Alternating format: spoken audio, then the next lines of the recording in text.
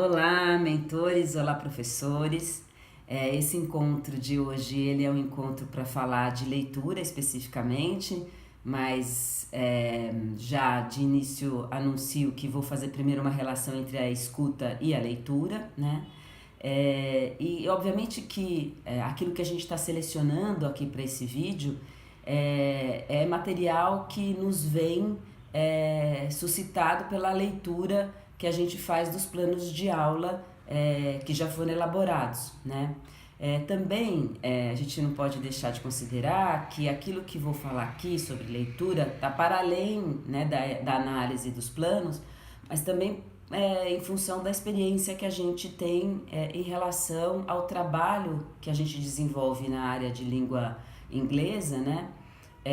Tanto em relação à leitura quanto em relação à escuta de textos autênticos, né, de textos de circulação social.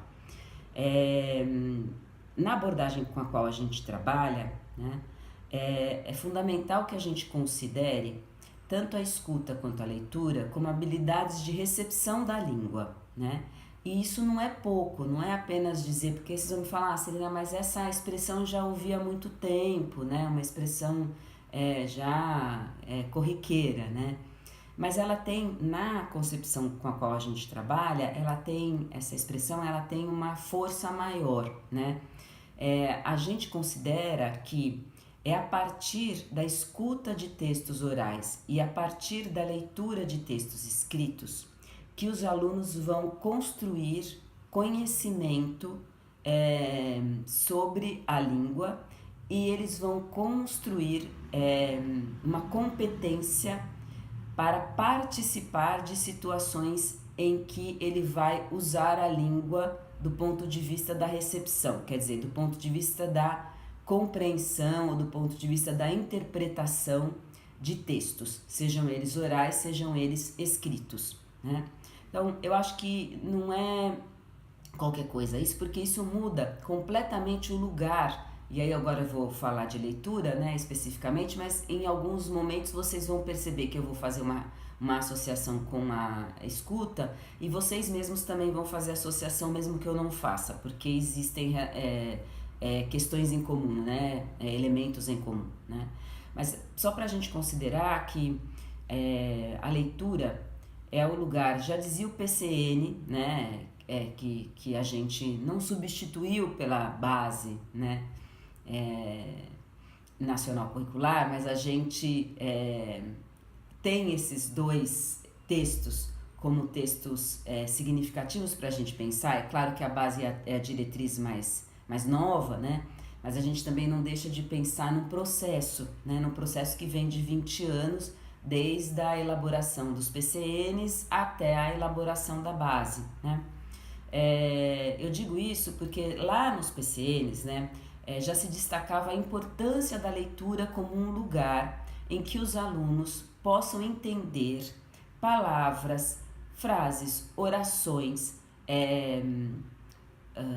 como se diz, esqueci, períodos, né, num contexto claro, né, num contexto específico, né? Então, se você pega uma palavra fora, né, de um texto, seja ele escrito ou um texto oral, né, a possibilidade de atribuir muitos sentidos a essa palavra é grande, né? A gente pensava ontem, discutia com uma professora, né, o plano dela elaborado, e uma dos trabalhos, uma das habilidades propostas era de que a gente pensasse na polissemia das palavras, né? E aí me lembrei da canção da Amy Winehouse, Back to Black, né? E aí pensei, nossa, como... Associei assim de imediato, né? E pensei assim, nossa, como esse black, né, tem tantos sentidos, né? E como eu só posso entender essa expressão back to black, né, se eu de fato tiver um contexto maior para poder entender, né?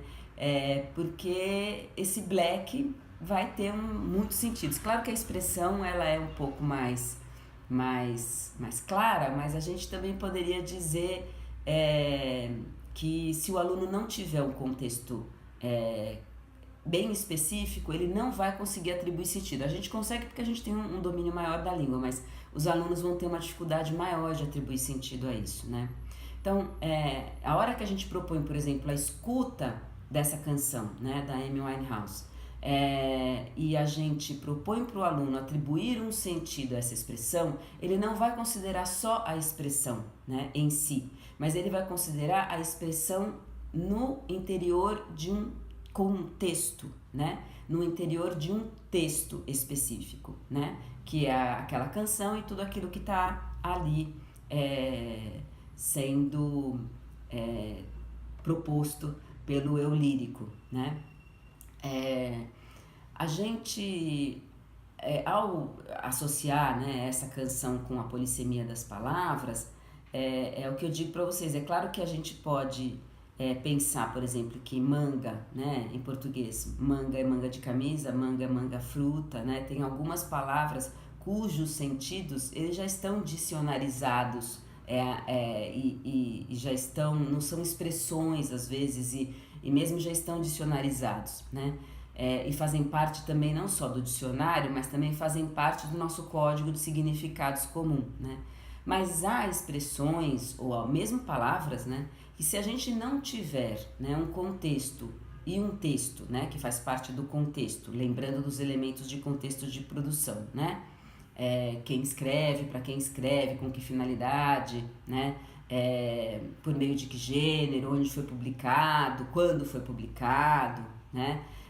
Enfim, se a gente não tiver um texto, né, em que uma determinada expressão apareça e ela possa ser lida pelo aluno, né, a partir da relação que ele estabelece com esse texto, para além então da relação que ele estabelece com essa palavra e com essa expressão, né, a gente tende a não oferecer para o aluno a língua como de fato ela é usada socialmente, mas a gente tende a reduzir a língua a algo que ela não é, né? Então, todas as vezes em que a gente trabalha com inputs que são mais lexicais, né, a gente precisa tomar muito cuidado porque a questão do léxico, principalmente, outros elementos da língua também, mas a questão do léxico, principalmente, ela vai ficar mais clara, ela vai ficar de fato algo possível do aluno atribuir um sentido, né?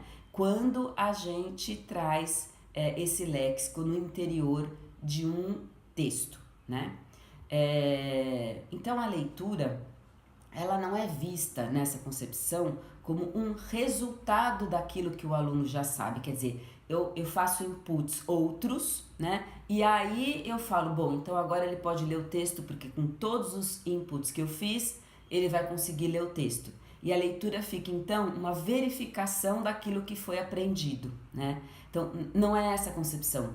A leitura é o lugar da aprendizagem, né? A leitura é o lugar por excelência, além do trabalho de escuta também, né? A leitura é o lugar por excelência da recepção da língua, então da possibilidade de atribuir um sentido àquilo que a gente está recebendo, né? Nesse sentido, né? Por meio dessa concepção, a gente chega num trabalho com o texto escrito que é muito rico, né, e que foi desenvolvido aqui no Brasil muitíssimo bem pela Unicamp, que eu acho que teve um investimento muito grande na análise discursiva, né, um departamento da linguística que de fato investiu na análise discursiva, né, a ponto da análise dos textos ganhar uma profundidade muito grande, né? O que eu queria dizer para vocês é que tem elementos de análise de discurso em que a gente não precisa entrar, porque a gente, obviamente, está trabalhando no âmbito do ensino fundamental e do ensino fundamental 2, né? Especificamente, né? Mas tem grandes contribuições da análise do discurso para a gente poder fazer da leitura um lugar, então, em que o aluno aprenda inglês, né? E não um lugar em que a gente verifique aquilo que o aluno aprendeu por outros meios, né? Não que a leitura não possa ser isso também, o lugar da verificação. Claro que pode, né? Claro que pode. O que a gente faz no vestibular, por exemplo, né? Que o aluno se submete ao vestibular ou ao Enem, o que a gente faz quando a gente oferece textos escritos para ele? A gente vê se ele sabe interpretar aquele texto. Então ali a gente está fazendo uma verificação de fato daquilo que ele aprendeu, né?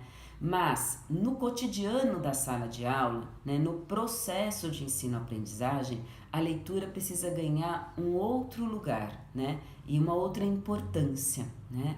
Então eu diria para vocês que uma vez, porque eu não trabalhava assim, né? Eu já disse isso, sempre digo isso porque parece, a Celina fala com aquela tranquilidade, como se ela sempre trabalhasse assim, né? E não trabalhava assim não. Mas eu vou dizer para vocês uma situação que mudou a minha vida, do ponto de vista do trabalho com a gramática, né? Mais especificamente com o processo de adjetivação que a gente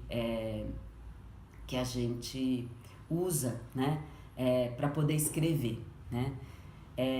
Como é que isso aconteceu? Eu estava numa sala de professores, isso muito tempo atrás, uns 20 anos atrás, estava numa sala de professores e tinha um colega sabidíssimo. Ele era formado em filosofia, mas ele dava aula na escola de redação.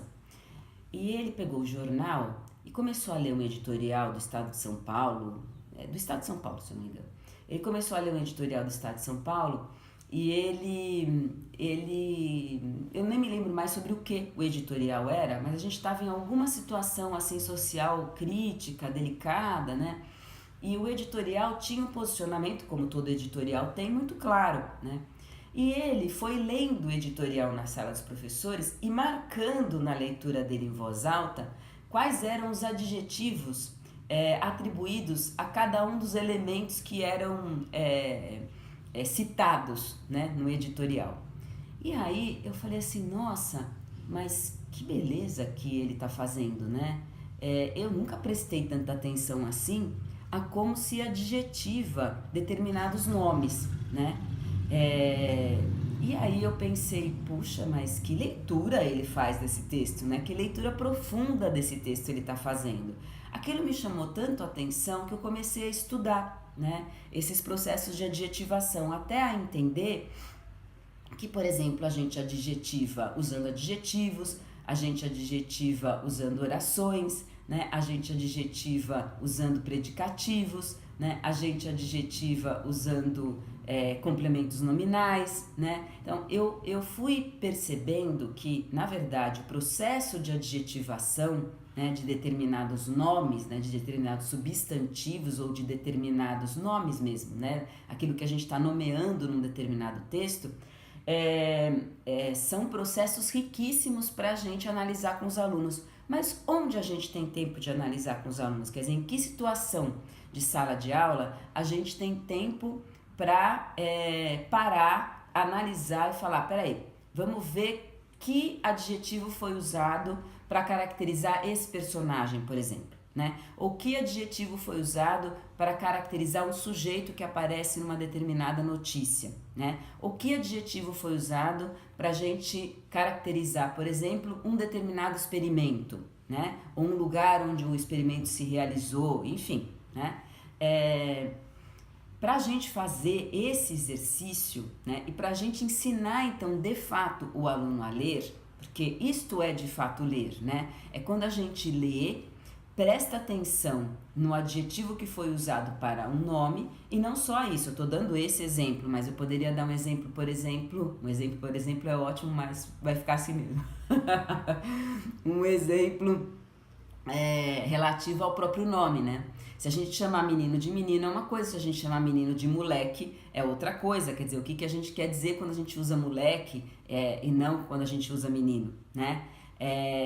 Enfim, fiquei pensando numa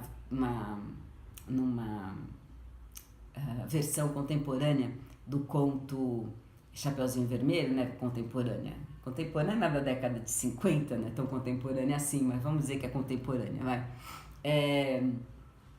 Ela trazia que a garota era pequena, né? E o lobo era grande, né? Big Wolf e Little Girl, né? Bom, O que significa, já desde o primeiro parágrafo da história, né, a gente qualificar o lobo como big, qualificar a garota como little, né, e qualificar a floresta, porque também já estava qualificada, já está qualificada no primeiro parágrafo, como dark, né? Bom, isso já leva o leitor a ter algumas expectativas em relação à garota, leva o leitor a ter expectativas em relação ao lobo e à própria floresta, né? Onde a história se passa, por excelência, né? Ali, por ambiente principal, né? Bom, o que eu quero dizer com isso é que um bom leitor, ele está atento a essas palavras, né? Um bom leitor, ele presta atenção na forma como o escritor, intencionalmente, porque nenhum escritor tem assim uma grande iluminação e aí ele escreve, né? Isso é sonho, né? O escritor, ele trabalha arduamente no seu texto para poder deixar o seu texto o mais próximo possível daquilo que ele deseja, que não necessariamente vai ser aquilo que a gente vai interpretar, mas o trabalho que ele faz é um trabalho para que a gente interprete o mais próximo possível daquilo que ele deseja. Claro que isso vai variar muito de texto para texto, de gênero para gênero, de autor para autor e de leitor para leitor também, né? Mas intencionalmente se busca isso, né? Se busca ou um determinado sentido para uma situação em si, né? Ou algumas possibilidades de sentido, né? Que não são também completamente abertas, né? Que você pode estar valendo qualquer coisa, né? Não está valendo qualquer coisa em termos de interpretação, porque a interpretação de um determinado elemento do texto precisa ser coerente com os outros elementos do texto, né? Então, o que eu estou fazendo nesse exemplo que eu estou dando para vocês, né? Eu estou dizendo para vocês que se eu não encontrar, né, um contexto em que essas palavras, né, apareçam de forma muito clara, eu não vou poder, na verdade, ensinar para o meu aluno como essas palavras assumem socialmente um determinado sentido ou determinados sentidos, né? Eu vou continuar no mesmo exemplo na verdade, se quiserem procurar o texto na internet é bem fácil de achar, o título é The Little Girl and the Wolf, né? E é bem fácil de achar, um texto, uma versão escrita na década de 50, por um americano, um cartunista, né? Então ele faz, na verdade, uma brincadeira com a história, mas a brincadeira não é assim tão simples e inocente, né? Ela justamente propõe que a gente se pergunte sobre essa inocência, né? Mas enfim, se quiserem procurar, acho que é bom porque aí vocês podem me entender. Eu posso até também copiar esse texto e disponibilizar para vocês terem uma ideia, porque eu acho que é bacana ler, porque ele é bem curtinho, na verdade são 2 parágrafos e bem bom também. Uma reflexão interessante mesmo hoje, por isso que eu acho que ainda é contemporâneo, né, o texto.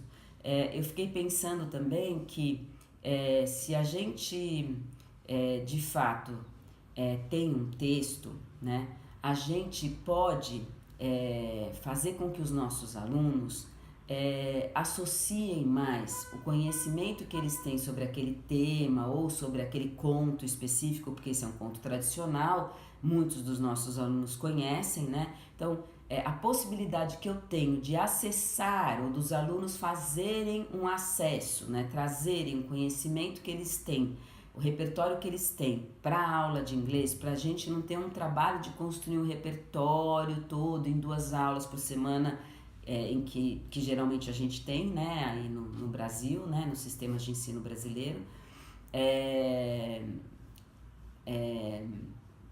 A gente tem a possibilidade, então, de fazer, que eu falei sistemas de ensino brasileiro, sistemas de ensino brasileiros, né?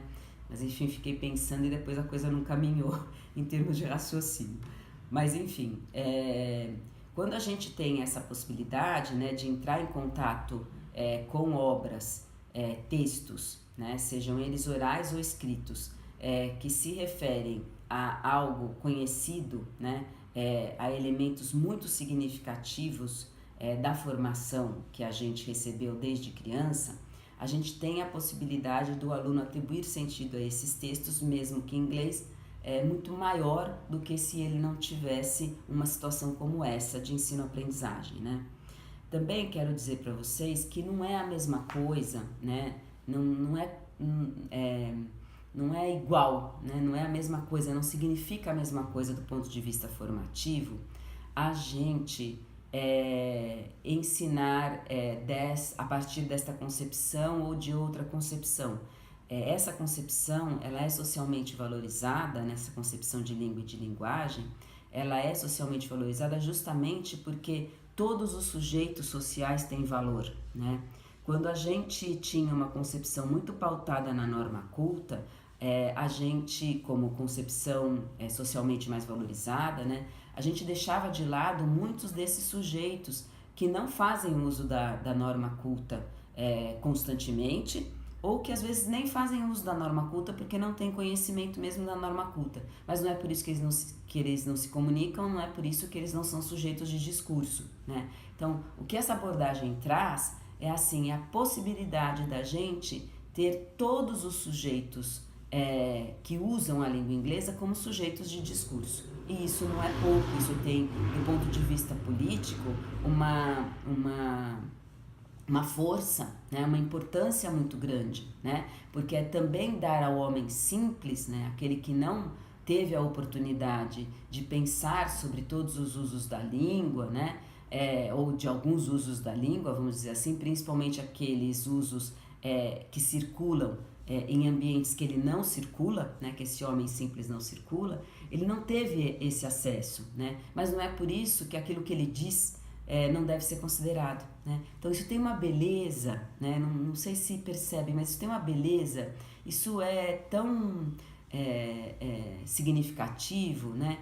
E é um caráter político que eu acho que é para ele que a gente tem que olhar todas as vezes em que a gente fala esta é uma concepção formativa, é uma concepção de caráter crítico e formativa, né? Por quê? Porque a gente não está só interessado na eficiência do trabalho, né? A gente não está só interessado em que o aluno aprenda uma língua estrangeira. E isso a base também nos traz, né? A gente está interessado também que ele aprenda a língua estrangeira a partir de um contexto cultural e intercultural, né? Então, a gente quer que ele aprenda mais do que uma língua. A gente quer que ele aprenda elementos de cultura, né? Códigos de significado, repertórios simbólicos, né? Que fazem parte de determinadas culturas em que as pessoas falam inglês, né? Então, não é apenas o código que nos interessa, né? Mas então o código como algo que como um elemento, né? De um repertório simbólico mais amplo, né? Então, eu queria dar um exemplo de um trabalho que eu me lembro que fez parte de uma seleção de prêmio Professor Nota 10, da qual eu era a selecionadora também. Não era um trabalho de inglês não, era um trabalho de história, a professora tinha mandado para a área de história, mas era um trabalho em que ela relacionava de F1, ela trabalhava como uma classe multisseriada e ela relacionava a área de história com a área de língua portuguesa, né? Ela propunha isso já faz um tempo, gente, olha, isso foi 2005, se eu não me engano, ou 5 ou 6, né? Acho que 2006. A professora fazia essa articulação, né, entre as duas áreas de uma forma muito bonita. Ela era de uma aldeia indígena no Espírito Santo. Ela saiu da aldeia, foi estudar fora da aldeia e depois voltou como professora de língua portuguesa, né?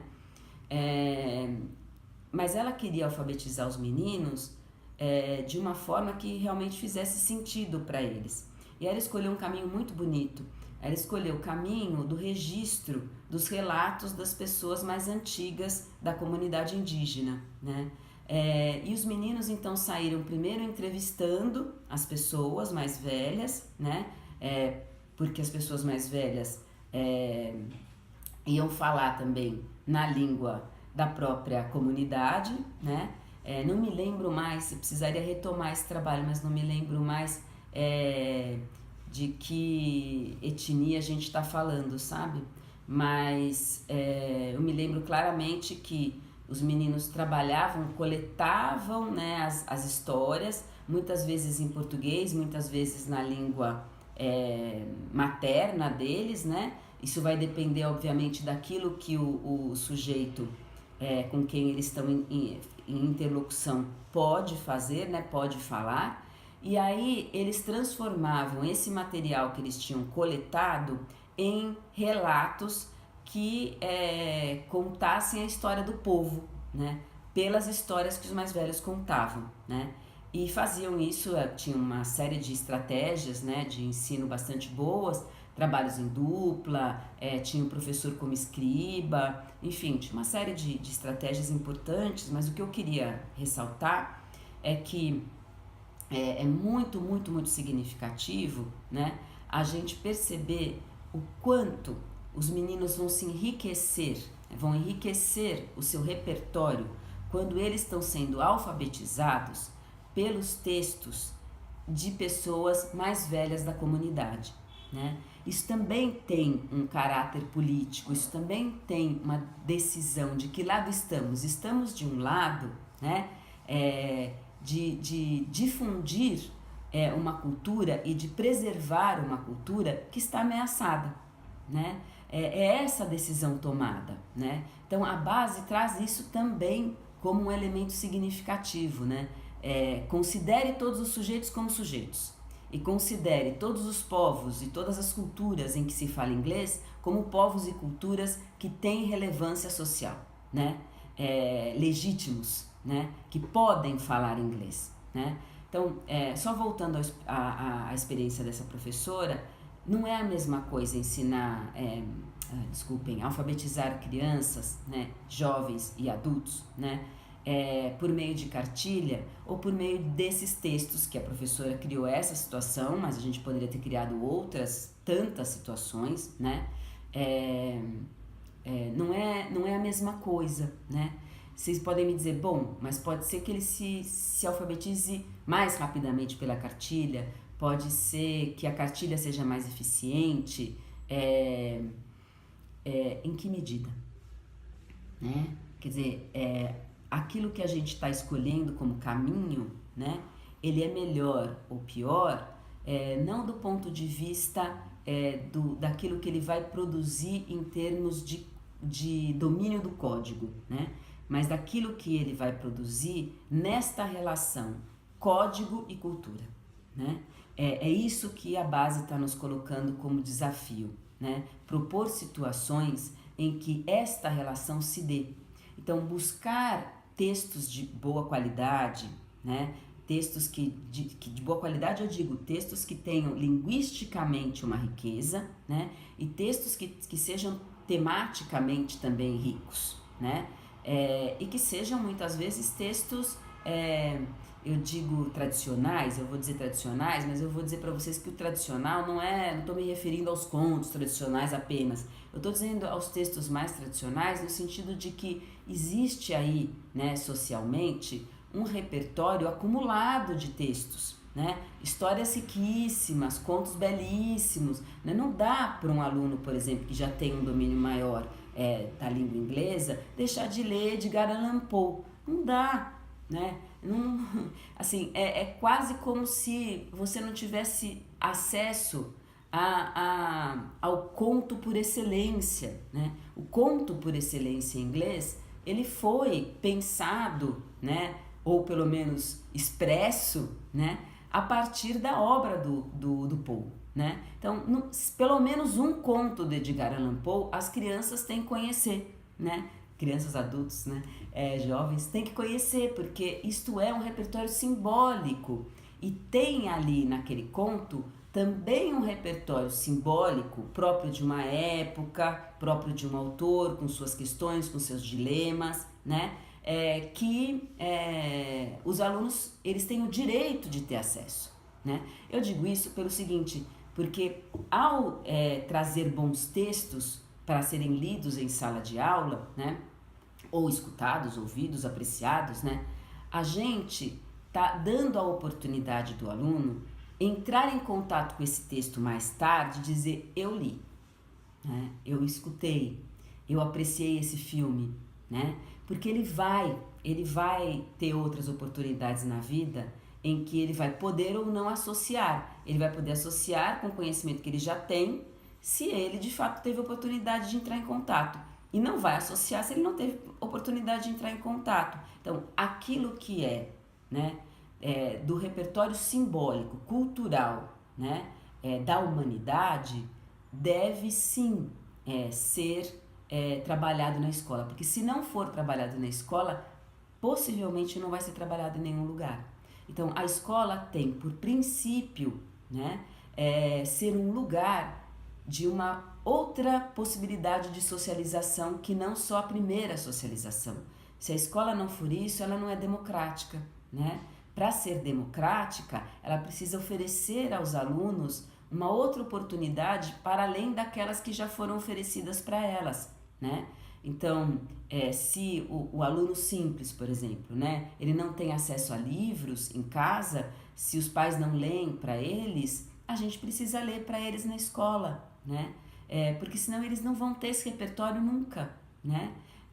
Se o aluno, por exemplo, que não é simples, um aluno de uma escola particular, de classe média, média alta, né?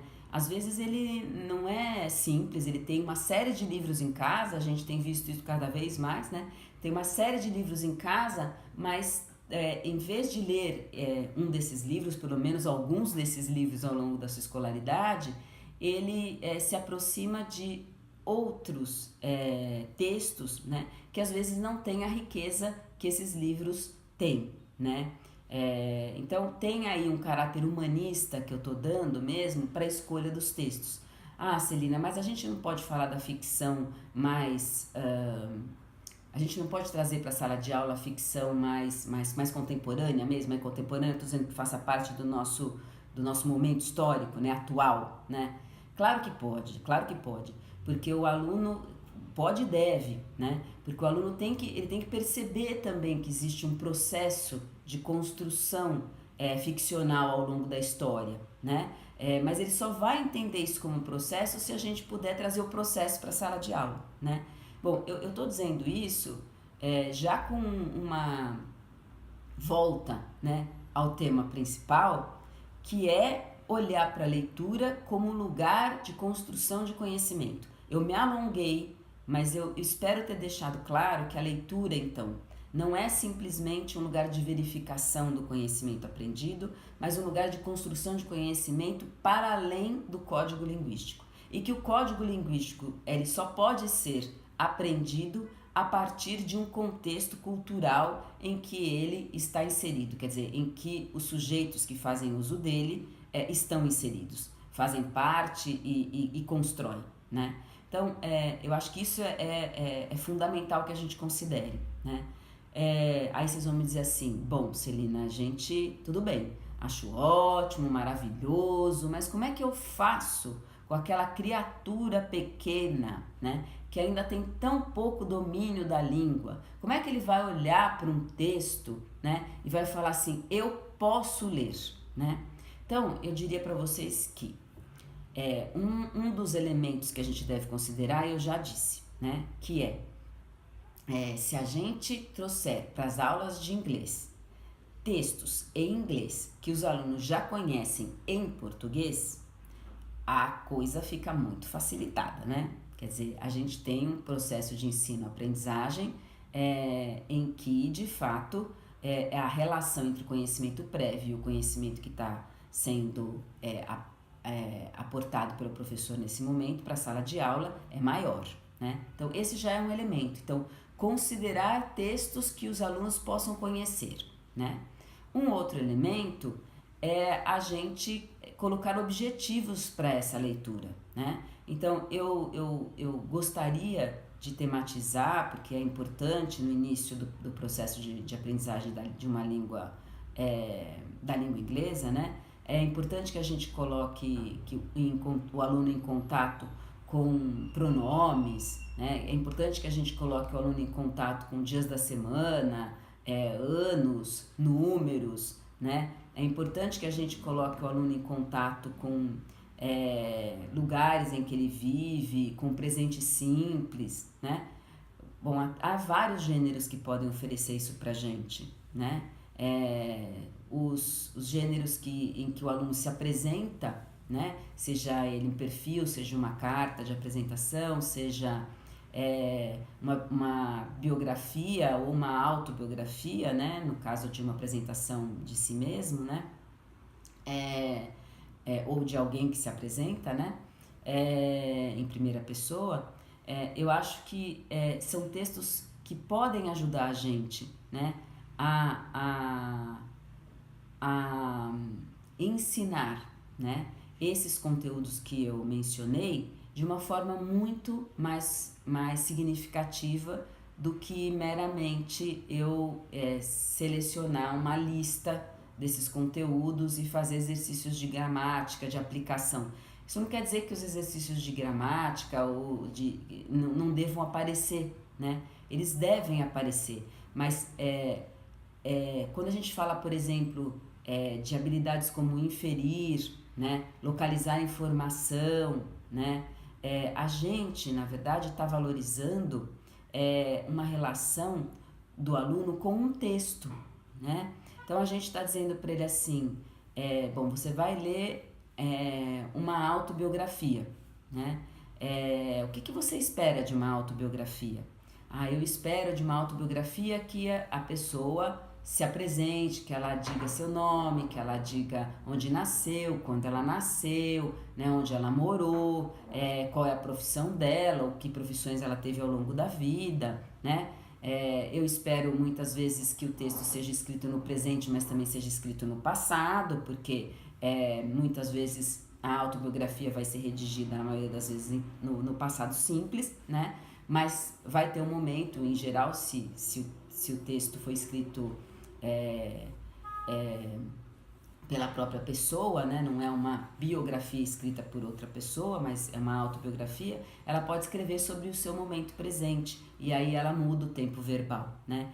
A gente, assim, tá usando a língua, né? Ou tá mostrando a língua para o aluno, tá apresentando a língua para o aluno de um jeito muito mais significativo do que a gente separar tempos verbais uns dos outros, né? E reduzir a língua ou um texto como autobiográfico a algo que ele não é, né? O aluno não vai encontrar um texto só no presente, um texto só no passado, né? O aluno vai encontrar, né, um texto em que esses tempos verbais eles estejam em relação, né, em articulação, para poder compor o texto. Acontece que, se eu tiver um objetivo, voltando lá às estratégias de ensino, se eu tiver objetivos claros de leitura, né, porque a habilidade que a gente tem, por exemplo, né, para a gente trabalhar nos planos de aula, ou as habilidades, elas especificamente colocam para a gente determinados elementos, né, conteúdos que a gente deve enfatizar, né, no trabalho com um texto, especificamente, né? Então, eu preciso também saber que texto eu escolho, né? Então, se eu quero trabalhar a relação presente e passado, posso escolher uma autobiografia. Se eu quero trabalhar a relação, se eu quero trabalhar só o passado, eu posso escolher uma autobiografia, mas colocar luz, colocar foco, né? Mais em elementos do texto que digam respeito ao passado simples, né? Ou as várias expressões de passado, né? Posso também pedir para o aluno buscar os elementos fundamentais da autobiografia, né? Então, quem é a pessoa que está escrevendo, o que ela faz, ou o que ela fez, quando ela nasceu, se ela já morreu, quando que... A autobiografia não vai ter quando ela já morreu, desculpem, mas pode até ter depois uma nota sobre isso, né? Mas quando ela nasceu, né? Onde ela viveu, né? Então, tem nome de pai, tem nome de mãe, né? Tem nomes de outras pessoas que influenciaram a carreira dessa pessoa, né? Enfim, eu vou pedir para o meu aluno localizar essas informações e atribuir sentido a elas a partir dessa localização e dessa identificação, né? Então, para os alunos que têm pouco domínio de língua, as habilidades que eu vou requerer, né, do ponto de vista dos objetivos que eu tiver de leitura, elas são habilidades, né, identificar, né, são conteúdos que a gente pode dizer procedimentais, né, ler em si já é um conteúdo procedimental, ele não é um conteúdo conceitual, né, ele é um conteúdo procedimental e, portanto, todo conteúdo procedimental só é apreendido no exercício do procedimento. Não tem como a gente aprender a ler sem ler, né? É como aprender a andar de bicicleta sem andar de bicicleta, é impossível, né? Ninguém aprende a andar de bicicleta sem estar em cima de uma bicicleta pedalando, mesmo que seja com rodinha, mesmo que seja com a ajuda do outro, né? Então, para aprender a ler, é preciso ler, né? Então, como que a gente possibilita um aluno com pouco domínio de língua ler alguns textos? A gente seleciona os gêneros, porque obviamente tem gêneros muito mais complexos, um editorial como eu já tinha mencionado anteriormente, né? Ele é um texto muito difícil, então por que a gente vai para um texto desse se a gente tem outros textos em que às vezes um conteúdo aparece de forma muito mais possível do aluno se aproximar do que a partir de textos complexos, né?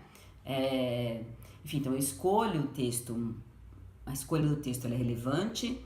É relevante também os objetivos de leitura que eu traço para aquela leitura que a gente vai fazer, né? E é relevante também usar de uma estratégia que é a estratégia de leitura compartilhada, né? Eu vou usar a leitura compartilhada dizendo que o que eu entendo por leitura compartilhada é aquela leitura em que o professor lê em voz alta o texto e vai fazendo paradas, né, para análise desse texto.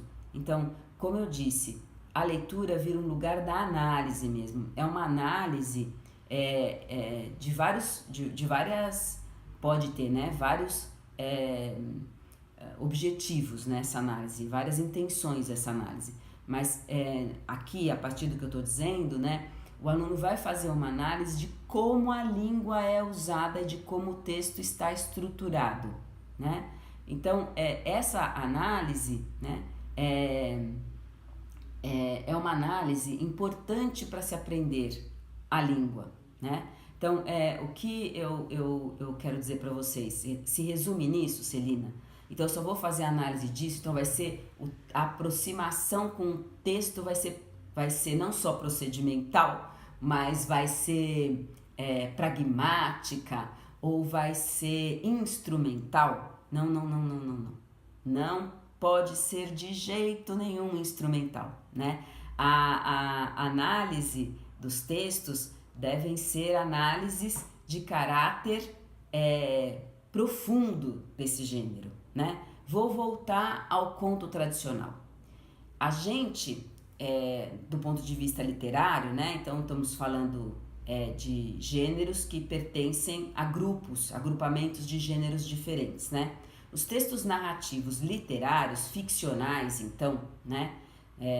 Eles têm uma teoria que ancora a nossa análise deles. Não só a nossa análise, mas ancora a nossa leitura deles, né? É que muitas vezes as pessoas não têm a percepção que são os elementos que foram estudados e tão estudados pelos críticos literários, né? Que vêm pra gente no momento em que a gente está lendo, né? Então, por exemplo, voltando lá a Chapeuzinho Vermelho, né? Quando a gente vai pensar, vai conversar com uma pessoa simples que conhece esse texto, né? Chapeuzinho Vermelho, se ela não leu, ela conhece de ouvido, de ouvir, né? De alguém ler para ela, né? Ou de alguém contar para ela. Às vezes ela nem teve a oportunidade que alguém lesse o texto na íntegra, mas alguém pode ter contado para ela, um filho, enfim, né? Essa pessoa, ela vai de fato pensar, né, nos personagens que aparecem ali. ela vai pensar também aonde se dá a história. Ela considera isso. Aí vocês vão me dizer, puxa, ela tem consciência do que ela está considerando? Como elemento da narrativa, que foi estudado por críticos literários, ela não tem.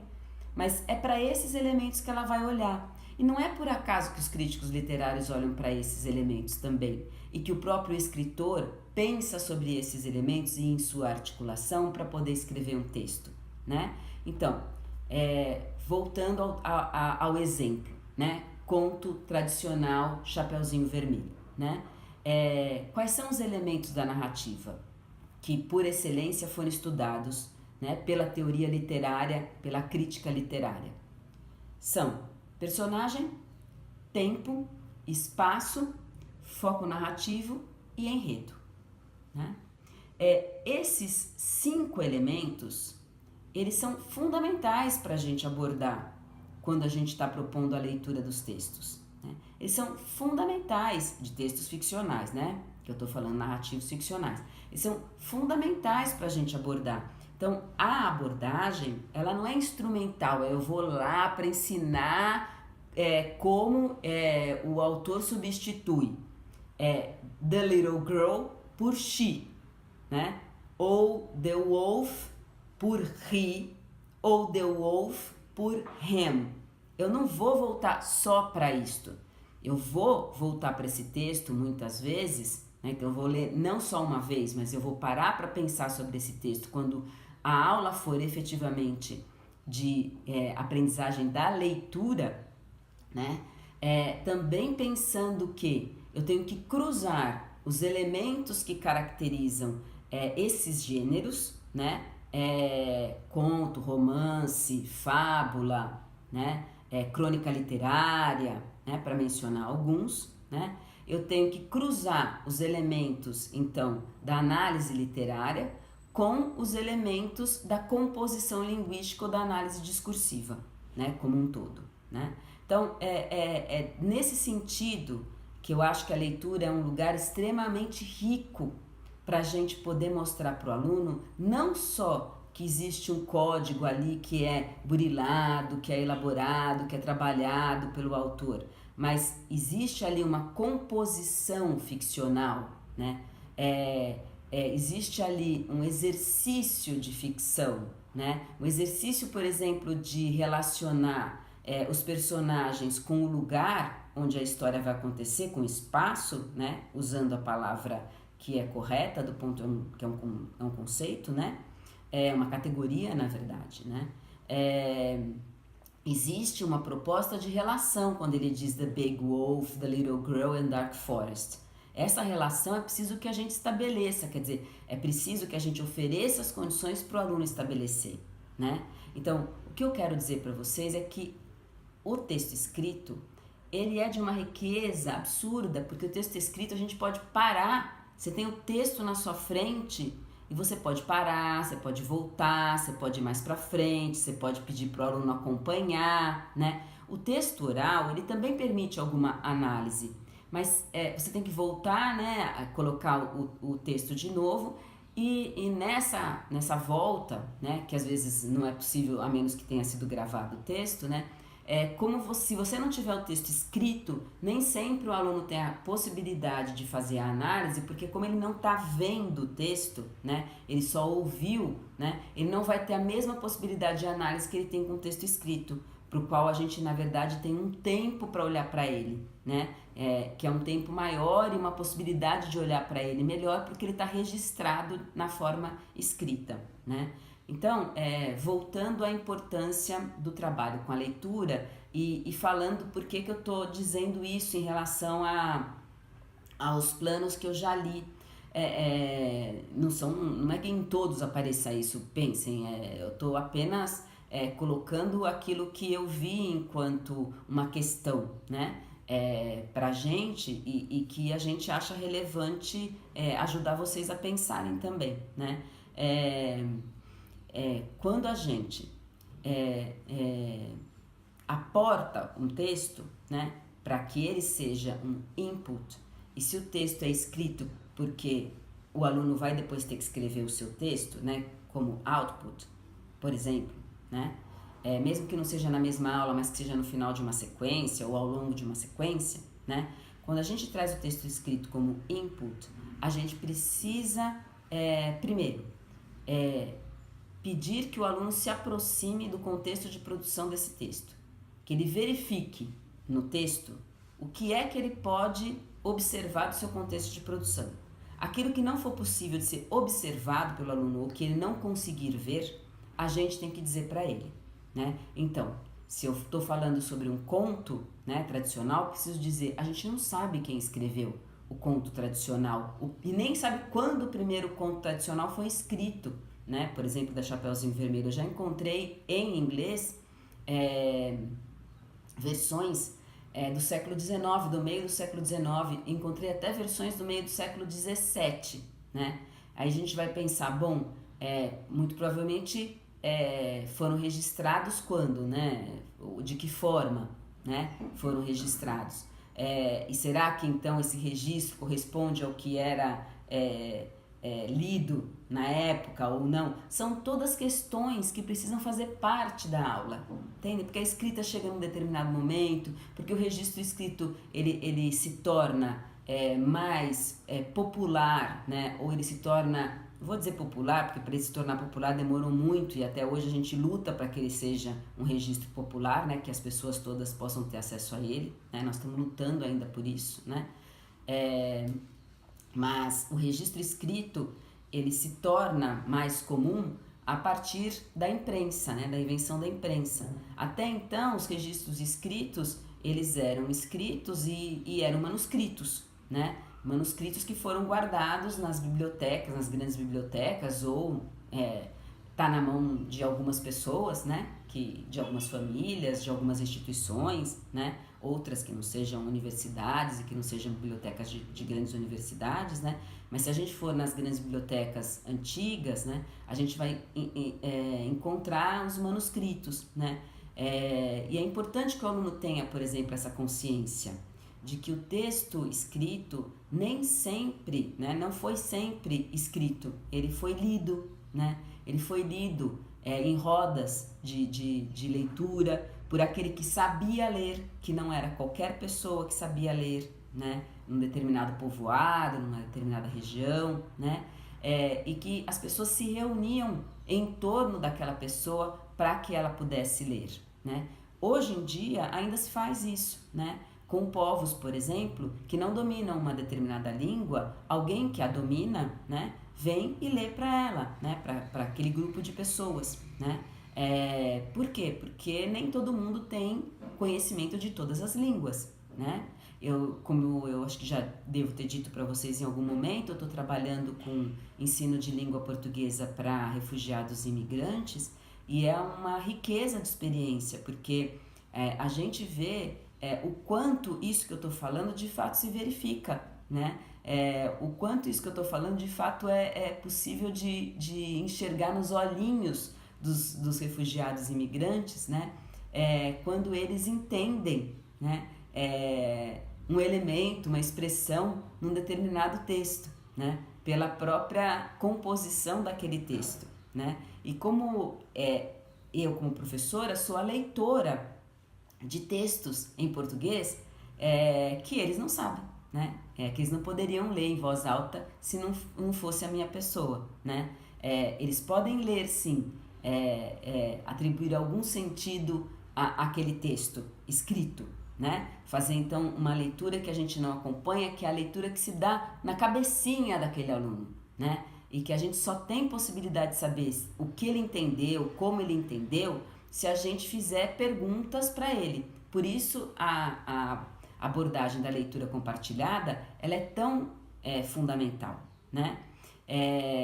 O que eu queria dizer para vocês também é que usem os textos escritos como inputs para situações em que a gente requer do aluno que o output seja uma produção escrita, né? Porque nem sempre isso é requerido, mas quando isso é requerido, a melhor forma de se chegar na escrita, né, é o acesso ao texto escrito por meio da leitura, né? A gente também faz isso socialmente em diversas situações, né? Para escrever uma notícia, a gente lê uma série de outros textos, né? A gente, para escrever uma dissertação, a gente lê uma série de outros textos, né?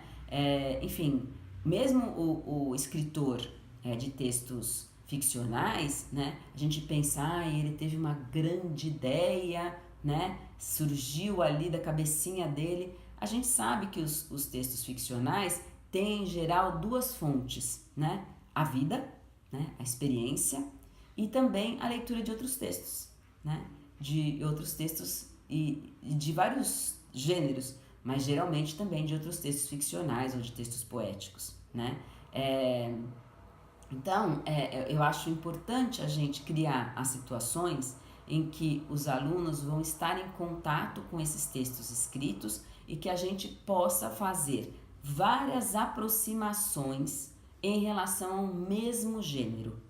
Mas o que eu queria só valorizar a leitura como esse lugar então da aprendizagem, voltar a marcar algumas questões importantes, né? Valorizar a leitura como um lugar importante para servir de referência para os alunos escreverem, né? Porque senão os alunos, se a gente der palavras para eles, eles vão usar palavras para escrever. Ou juntar palavras para escrever, tentar juntar. Se a gente der frases, eles vão tentar juntar frases. Se a gente der orações, orações. Se a gente der períodos, períodos. Se a gente de fato trabalhar com um texto, seja ele qual for, né? Mas se a gente de fato, seja ele qual for, entenda-se, né? De qualquer gênero que a gente achar que é adequado, né? Se a gente trabalhar com texto, a possibilidade do aluno produzir um texto é muito maior do que se ele não trabalhar com texto, né? E a possibilidade de atribuição de sentido ao léxico também é muito maior no interior de um texto, né?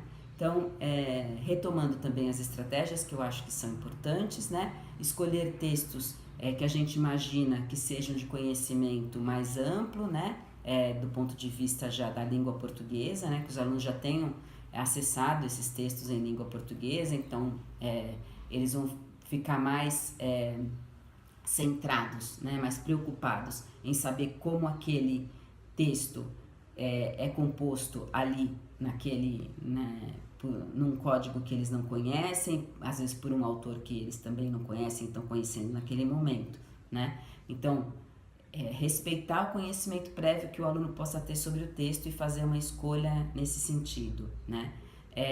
Colocar objetivos de leitura que digam respeito às possibilidades que o aluno tem naquele momento de usar a língua e que digam respeito também às habilidades que a gente tem selecionadas para cada um dos planos, né?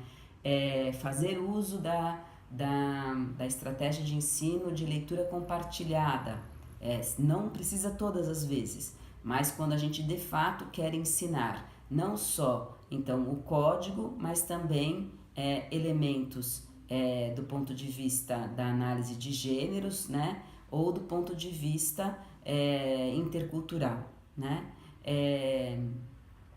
Acho que esses três elementos, né? Eles são elementos fundamentais para a gente oferecer aos alunos os textos e usar esses textos da melhor forma possível, né? A ponto da gente ter referências várias para que o aluno possa manusear depois os gêneros, os textos que ele leu, né, de um mesmo gênero, e possa escrever o texto dele, né? Ou manusear gêneros diferentes, né? E possa escrever um outro texto a partir do manuseio desses gêneros diferentes. Isso vai depender do texto que ele estiver escrevendo, né? Da proposta de escrita que ele tiver. Então, eu não sei se me fiz entender, mas gostaria muito de retorno sobre o vídeo, sobre essa abordagem da leitura, mas era isso que eu gostaria de compartilhar com vocês hoje. Um abraço.